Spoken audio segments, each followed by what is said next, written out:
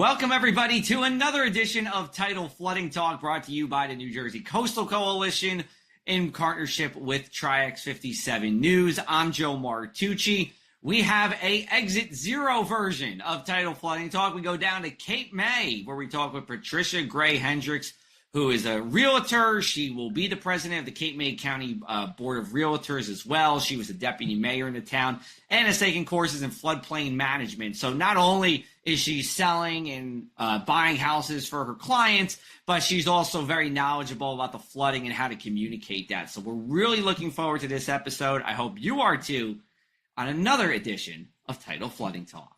Certificate, so that the person that was buying your house, the seller that was selling and the person that was buying, knew what their base elevation was. So they were aware of that portion of it. It didn't require the seller to do anything, but it was the kind of disclosure that makes for a better transaction and an awareness. So that was one of the things.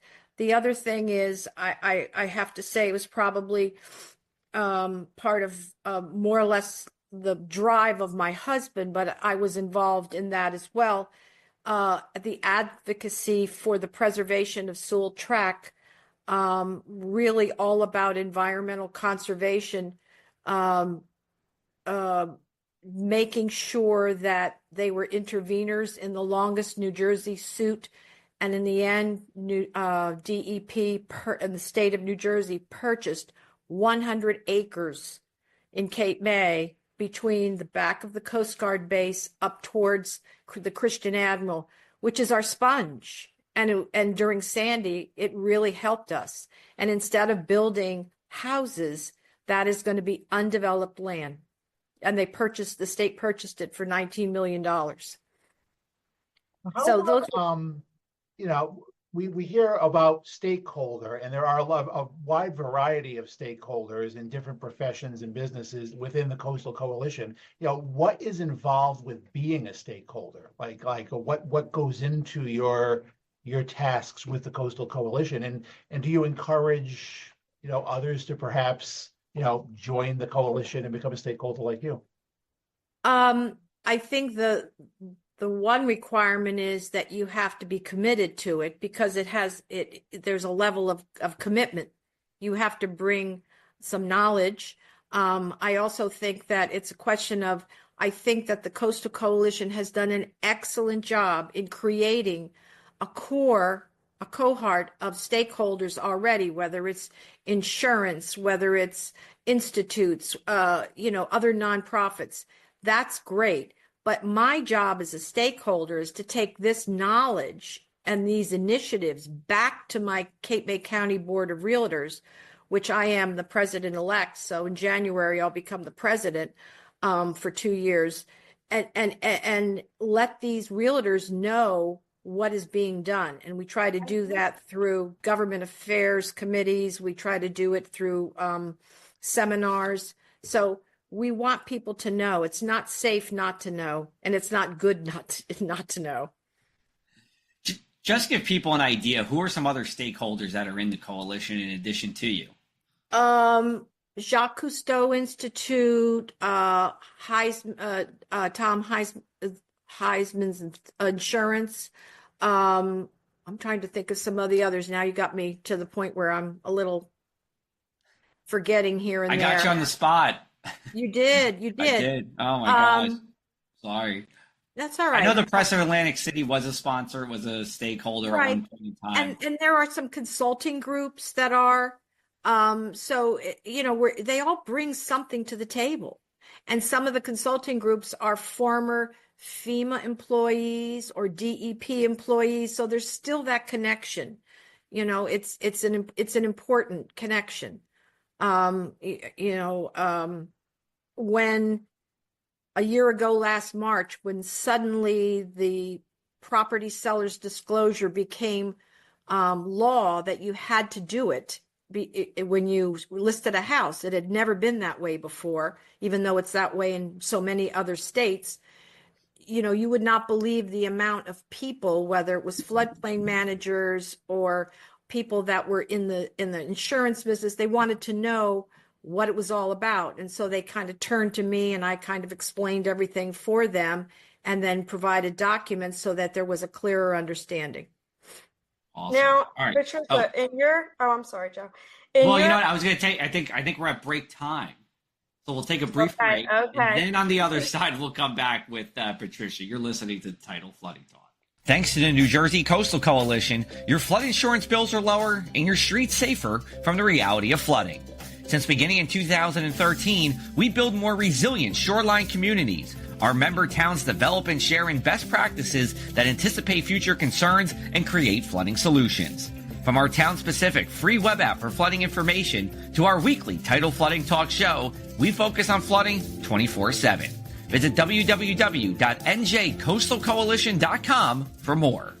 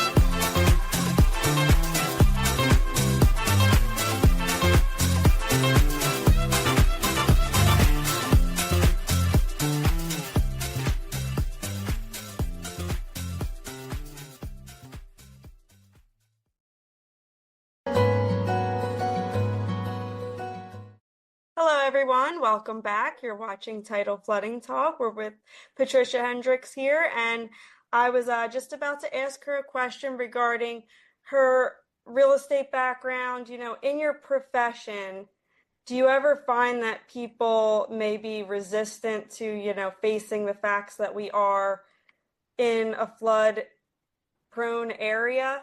And, how do you try to get them to accept that fact, whether it be a colleague or even someone selling or buying around here, or even developers that you may work with?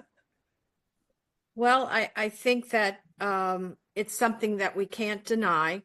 I think people have, when they buy a house here, they're very happy. They don't think about the fact that there could be some issues along the line during the course of their ownership. But at this point, it's my job to have them understand what exists here, what flood zones they're in.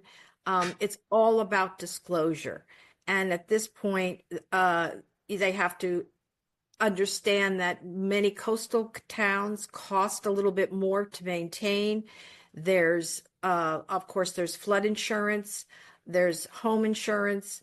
At this point, they need to understand that their value, their property could be washed away. But at the same time, that's when I come in as a realtor and I try to explain to them about how the community that they're purchasing or the ones that someone's selling, how we've improved community resilience. Is there sustainable development? Is there infrastructure development? What is there? So they have knowledge. They have knowledge. I mean, what's really sad is as sellers, many sellers who are older are vulnerable because they can't make some of these changes. And it's hard to take it all in because they might have been here forever and they don't understand it. But it's my job to walk them through and help them and assist them in achieving their goals. But every buyer, if you don't know, you'd have nothing to say to them. But, it's the old expression is when you sell a house, it's more than a transaction. You don't want to have to avoid them in the Wawa. You want to see the whites of their eyes. You want them to know that you're going to help them all the way through. And that is knowledge. And putting them together with professionals that can help them. And this whole thing about flood insurance and and community resilience, it is not going away. You know, you bring up an interesting point. You say your job is to educate them. And I know, so Scott Wall, friend of ours at the Coalition, borough administrator in Avalon, who also, by the way, Avalon earns a 35% flood insurance discount by being a Class CRS3. Yep, CRS3, which is fantastic. But, you know, he told me, he said the average length of a homeowner's stay in Avalon is 9 years. Now, I don't know what it's like in Cape May, you know, specifically, but assuming that to be generally true, where there is, you know, a fair amount of turnover, I think a lot of, you know, there's a number of people who have a second home at the shore or who live at the shore year round that was not around for Sandy, and they weren't around for Irene the year before. So do you talk about that with them? I mean, do people ask you about Sandy? Like, what was it like down here in terms of flooding? Like, because that's you know, a lot of the resiliency comes from institutional knowledge and just being around for these events. But if you weren't around for Sandy, you don't know what it was like firsthand. I mean, that they will ask that. They do remember when's the last large hurricane, and of course Sandy hit 13 miles north of us. So Cape May dodged a bullet, but at the same time, you know, you have to let them know it's important. Evacuation routes, emergency services, all those things are life and death facts that they have to know. The other thing is, you know, when you're buying a house here, when you're selling a house, sellers have to understand that some of the considerations that buyers are making are, what are the building regulations? You know, are there rules that have changed that are going to make it more expensive because I live in a flood prone area? So these are all considerations. You can't just, you know, be happy to be at the beach. You have to understand what you're buying. You know, we went through a very hard period when the flood insurance determination changed, and when it was flood risk 2.0, we had to educate people then as well. So there are so many moving parts, and it's our job to make sure that our seller or our buyer knows. And I think that being on the Coastal Coalition, having municipal experience, now I'm sitting on the Cape May County Planning Board, it makes you a better realtor because you have that information firsthand. How much education is involved? Like, you know, you could be a realtor anywhere, but, you know, being a realtor, you know, at the Jersey Shore, it's a pretty unique geographical place with lots of other complications that you don't have if you're buying a real estate like in a less, you know, weather sensitive area. So is it more courses, more education, more, you know, is there a learning curve for realtors in Cape May County and at the Jersey Shore as well? I think you basically beyond your 2 weeks of becoming a realtor and taking the class and then taking the state test, you have to take on a lot of work. You have to be willing to do that work. I think Cape May County Board of Realtors presents an opportunity for a lot of education, a lot of outreach, but it also depends on your setup in your real estate office. How dynamic is your office? You know, what kind of push is there? What kind of mentoring is there? It's always happening. You know, it's forever. The end of May, I leave for a week and I go to Washington and I spend a week in legislative meetings. I mean, you know, it's ongoing. So that's why if you have that knowledge and you're a stakeholder and you're trying to share that knowledge with others, you can't push it on them, but at the same time, you have to recognize that it's a different animal here at the coast. At the coast. I want to stop you there because you said you're in Washington for a week with legislative meetings. So, can you tell us what that entails and what has there been anything that's happened at the Jersey Shore as a result of those meetings? Well, what happens in the state of New Jersey, whether it is in the state assembly or the Senate, some of those things are state run, but at the other times we need federal we need federal advocacy, whether it's independent contractor status, whether it's raising of taxes, the luxury tax. There's all kinds of things happening, but it's basically, it starts off as National Association of Realtors has legislative meetings where you have leadership, where you have those meetings, and then we go to the Hill and we see our local congressmen and our state senators, and we let them know what's happening, or they tell us what they're doing for us. The realtors are a very strong group, and it's not just about money. It's about, because let's put it this way, I can say this to you, real estate is the hardest way to make easy money, but it's a very hard job. And if we didn't have people working hard for us, we would have been closed during COVID. New Jersey was one of the only states that was not closed. So we could still actively work for people who were trying to sell and buy houses. I didn't know that. That's very interesting. Never closed. Yeah. All right. We're going to take a break here. We're going to come back for our final segment here with Patricia Gray Hendricks on Tidal Flooding Talk.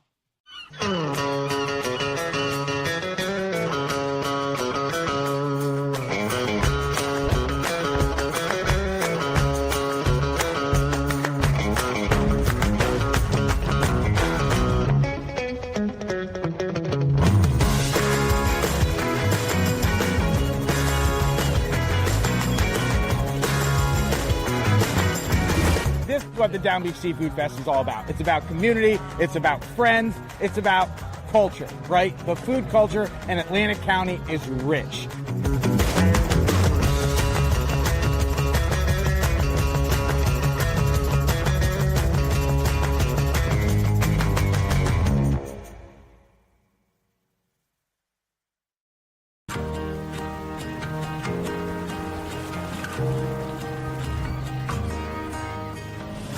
It's time to rediscover that feeling through the endless rhythm of waves.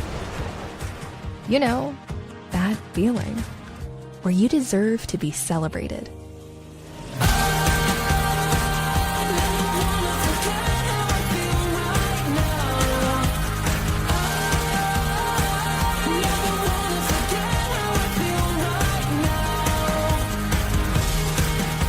It's more than a destination. It's a place where every moment holds the potential for adventure, excitement, and unforgettable memories.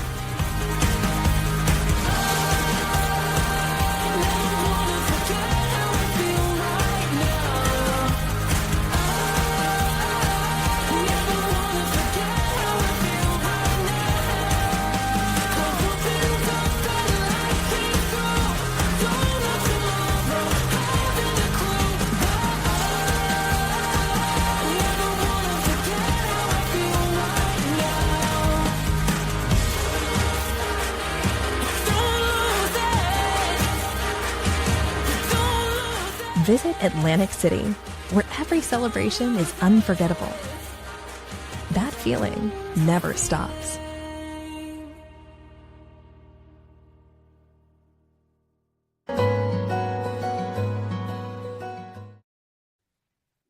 Welcome back to this week's Tidal Flooding Talk, the third and final segment with Patricia Hendricks from Cape May County Board of Realtors, stakeholder with the New Jersey Coastal Coalition.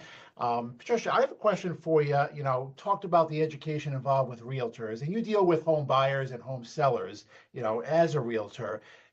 Is there a rule of thumb, a general statement you can say, surprise, good or bad, with how knowledgeable the typical Cape May County, you know, buyer and seller is when it comes to the complexities of tidal flooding and what they should know? Do you think they know more than you thought, or is there more work on your part to educate them because maybe they're not as knowledgeable coming into a new area?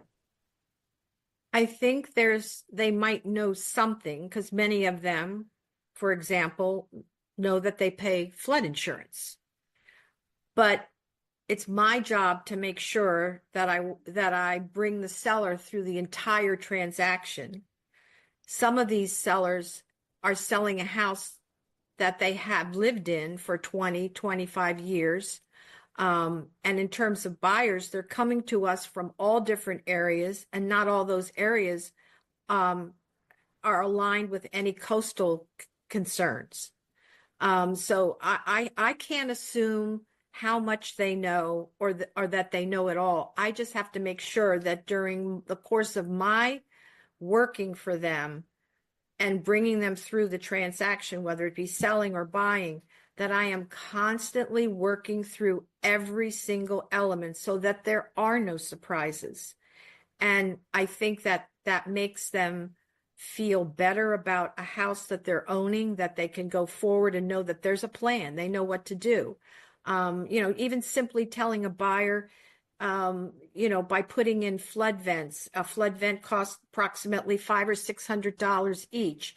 And if you put them in and you total that up, in Cape May, we passed an ordinance where if you had flood vents, not only would you obviously get a reduction in your insurance, but also we took away the construction fees because we were trying to give them an incentive.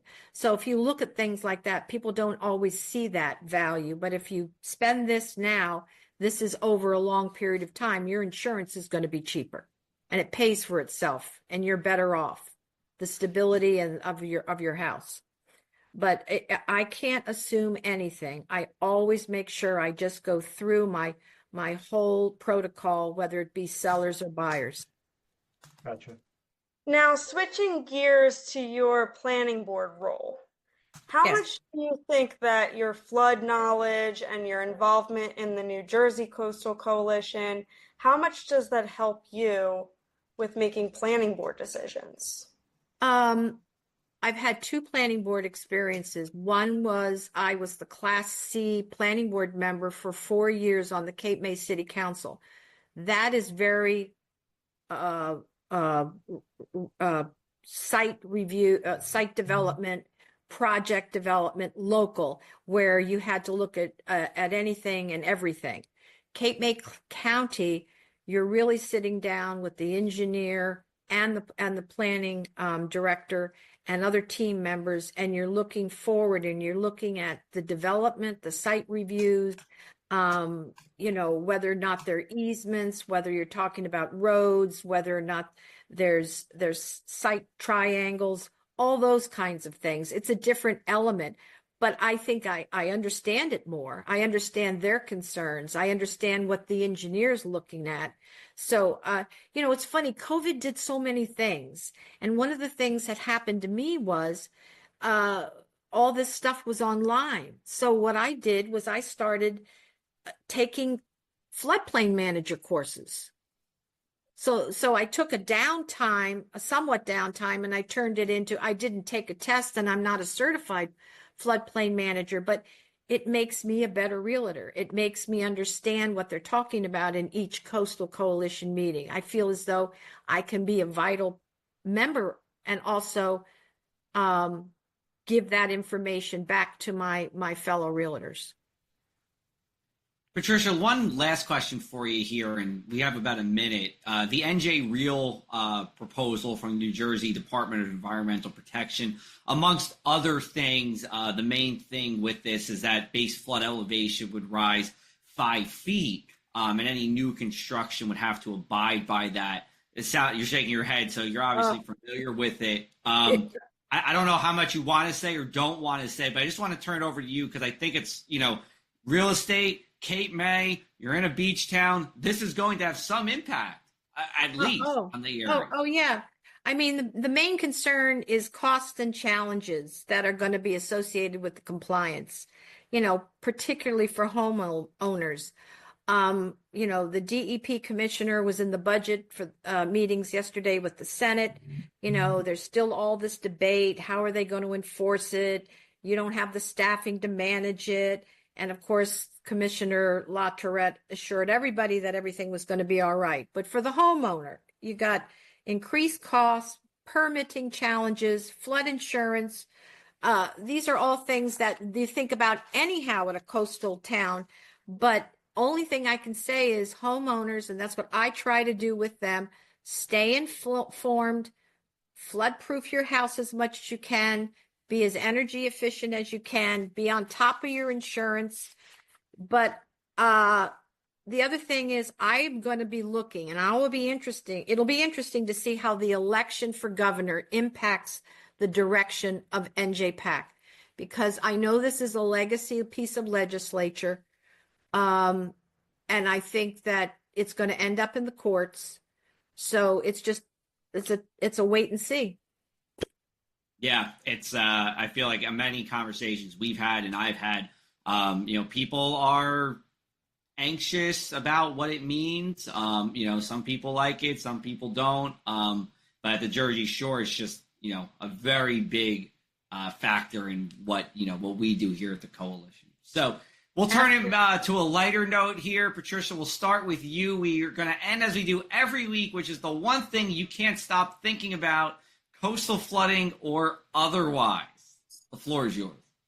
Well, I think about the fact that we're not that far from Memorial Day. I'm happy to get 40,000 new neighbors every week. I also want them to be aware of our town, and I'm very big on beach safety. I'm very big on surf zone safety with regards to that. You just got to be very, very safe and careful and understand that ocean is more powerful than anything else. So that's basically, I always start the season on a positive note. I'm so happy to have put my winter coat away this weekend past, and I'm not opening that closet up again until I have to. But I'm just looking forward to a good season. This is what we all waited for when we talked about it in February. Yes, that is true. Dan, over to you. Well, every year, Memorial Day, the planning starts. So I'll be contacting the mummers, the hot air balloons, the Air Force flyover for the big Joe Martucci birthday celebration. So thank you. I was wondering where you were going with this. Wrapping up, and I just can't stop thinking about it. But as soon as it's over, we'll start planning for the next one. That was a great answer, Dan. I love that. Palma, you don't flatter me. Oh man. Stop. Well, yeah, I'm right there with you guys. I do look forward getting over the spring, hump, because everybody's trying to close out their projects, get their rental applications in, and it gets very busy this time of year. So I do look forward to that Memorial Day, break and enjoying the weather. All right, I'm going to go in a different direction here. I can't stop thinking about this new credit card I got, Chase Sapphire Preferred. Maybe you guys have it. They have 100,000 mile bonus right now. That's like unheard of for bonuses. You got to spend 5,000 the first 3 months. For better or for worse, I will get there. So I'm looking forward to my 100,000 miles wherever it's going to take, or points. I could use it for whatever, hotels, planes. I don't know. Nice. Maybe I can stay in Cape May next to Patricia for a few days with those 100,000 miles. I do love Cape May, by the way. That's probably one of my favorite places to visit locally. Like, we'll do a weekend trip there, and it's just beautiful. I bought my house here in 1985 without ever having spent a night here. Basically, my husband knew it was the right thing. He told me between marrying me and buying this house, those are the two things he had no doubts about. That's a beautiful thing. Yep. Beautiful thing. All right. Well, Patricia, thanks so much for joining us on Tidal Flooding Talk. We really appreciate it. Thank you. Thanks, Take Mark. care. Thank you. Thank you. Good night. Good night.